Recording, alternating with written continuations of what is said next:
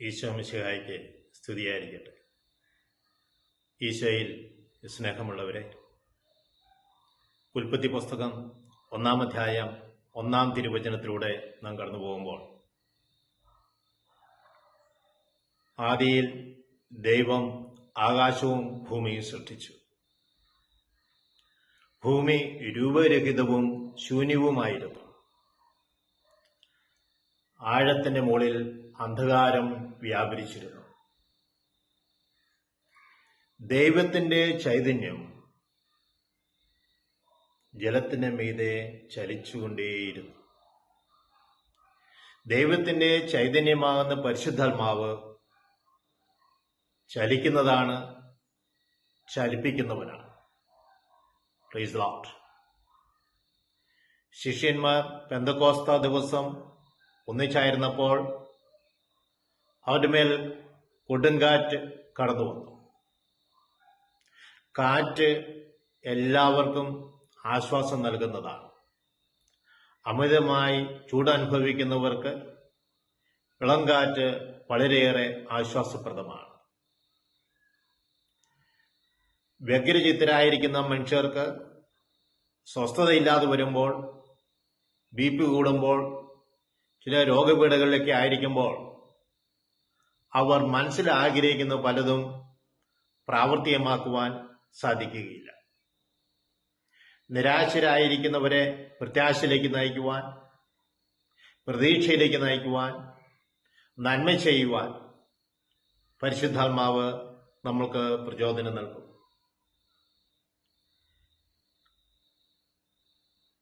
വളരെ വർഷങ്ങൾക്ക് മുൻപ് 7 ദിവസത്തെ ഒരു ധ്യാനത്തിൽ ആയിരിക്കുമ്പോൾ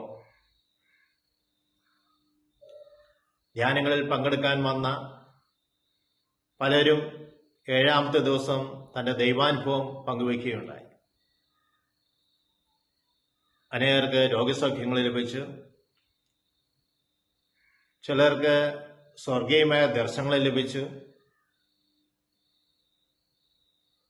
എന്നാൽ അന്ന് ഒരു സഹോദരി പറഞ്ഞ വാക്ക് ഇന്നും എന്റെ മനസ്സിൽ തെളിഞ്ഞു നിൽക്കുകയാണ്. ആ സഹോദരി പറഞ്ഞത്, ഞാൻ എന്റെ കമ്മ്യൂണിറ്റിയിൽ ചെന്നാൽ ഉടൻ ചെയ്യുന്നത് 2 പേരോട് ക്ഷമ ചോദിക്കുകയാണ്. പരിശുദ്ധാത്മാവ് ആ സഹോദരിയുടെ മേൽ ചലിച്ചപ്പോൾ ആ സഹോദരിയും ചലിക്കുവാൻ തുടങ്ങി. ആത്മാവിൽ, പരിശുദ്ധാത്മാവിൽ ചലിക്കുവാൻ തുടങ്ങി. തന്റെ കുറവുകൾ തിരിച്ചറിഞ്ഞ് എളിമപ്പെടുവാനും ക്ഷമ ചോദിക്കുവാനും ദൈവത്തോട് കൂടുതൽ അടുത്തിരിക്കുവാനും ആ സഹോദരിക്ക് കഴിഞ്ഞു.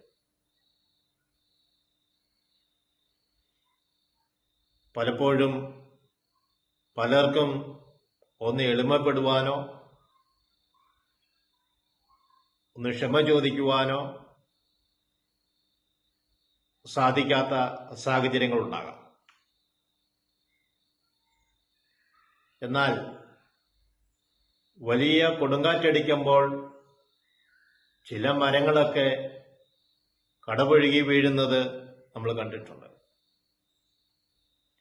ഞാൻ വളയുകയില്ല, ഞാൻ കുനികയില്ല എന്ന് പറയുന്ന പല മരങ്ങളും ഭൂമിയോളവും വളഞ്ഞ് കുമ്പിട്ട് നിൽക്കുന്നത് നമ്മൾ കാണുന്നുണ്ട്. പരിശുദ്ധാത്മാവ് നമ്മുടെ ജീവിതത്തിൽ പ്രവർത്തിച്ചു തുടങ്ങുമ്പോൾ നിരന്തരമായ ഒരു പ്രാർത്ഥനാനുഭവം നമ്മൾക്ക് ലഭിക്കും. കുടുംബ പ്രാർത്ഥന, സമൂഹ പ്രാർത്ഥന, സഭയോടുള്ള പ്രാർത്ഥന, വ്യക്തിപരമായ പ്രാർത്ഥന നമ്മുടെ ജീവിതത്തിൽ ഉണ്ടാകും. അനുരഞ്ജനപ്പെടുവാനും സഹായങ്ങൾ എത്തിക്കുവാനും ദൈവരാജ്യത്തിന്റെ ശുശ്രൂഷകൾ ശ്രമിക്കുവാനും ദൈവരാജ്യ ശുശ്രൂഷകൾ ചെയ്യുവാനും പരിശുദ്ധാത്മാവ് നമ്മളെ പ്രേരിപ്പിക്കും. അതിനാൽ സഹോദരങ്ങളെ, പരിശുദ്ധാത്മാവിന്റെ പ്രതീകമായ കാറ്റ് എന്റെ ജീവിതത്തിൽ സംഭവിക്കട്ടെ. പ്രാർത്ഥനാ ചൈതന്യത്തോടെ ജീവിക്കുവാൻ, ഭവനങ്ങളിൽ പ്രാർത്ഥന ചെല്ലുവാൻ, ദേവാലയങ്ങളിൽ പോയി കൂദാശകളിൽ സജീവമായി പങ്കാളിത്തമുണ്ടാകുവാൻ, അനുരഞ്ജന കൂദാശയിലേക്ക് കടന്നു വരുവാൻ ദൈവമേ ഇടവരുത്തണമേ. പരിശുദ്ധാത്മാവേ, നിന്റെ അഭിഷേകം ഞങ്ങളെ നിറയ്ക്കണമേ എന്ന് ഞങ്ങൾ പ്രാർത്ഥിക്കുന്നു. ഉയർപ്പ് തിരുനാൾ മുതൽ നമ്മൾ സന്തോഷത്തിലാണ്. എന്നാൽ പെന്തക്കോസ്താ തിരുനാൾ വരെ നമ്മളെ തന്നെ കണ്ടെത്തുകയും നമ്മുടെ കുറവുകളെക്കുറിച്ച് അനുദപിച്ച് പൂർണ്ണ വിശുദ്ധിയോടുകൂടി ആത്മാവിനെ സ്വീകരിക്കുവാൻ ഒരുങ്ങുകയും വേണം. എന്നെ ശ്രമിച്ചവർക്കും